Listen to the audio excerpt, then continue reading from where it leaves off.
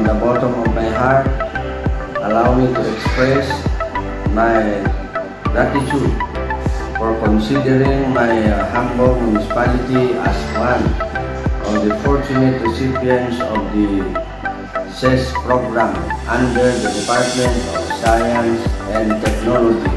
It has greatly impacted our community in terms of education, like the provision of the Far Star Books units were provided for Balambang Elementary School, Mayuyo Central School, Mayuyo National High School, Tulay National High School, and Magulong Elementary School.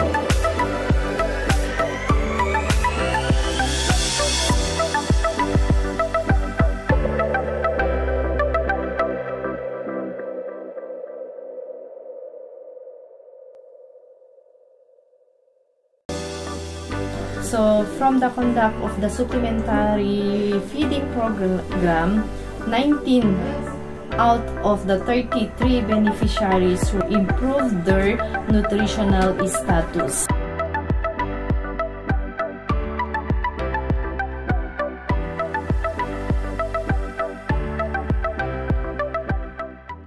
So, for the solid waste management, we receive a biomass spreader.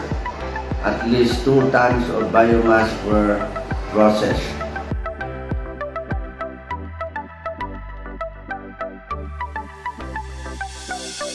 On the side of the disaster, also 1 base radio and 15 two-way radios were provided to monitor the news during the calamity time.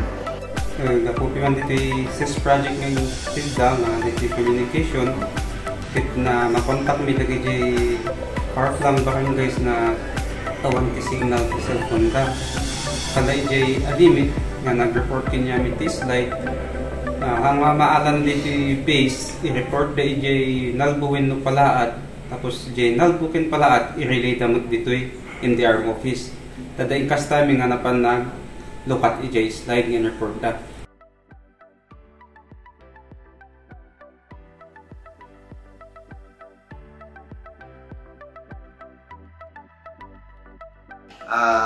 I hope that the partnership of the DOST as a national entity and the local government unit will not be stuck here. We commit our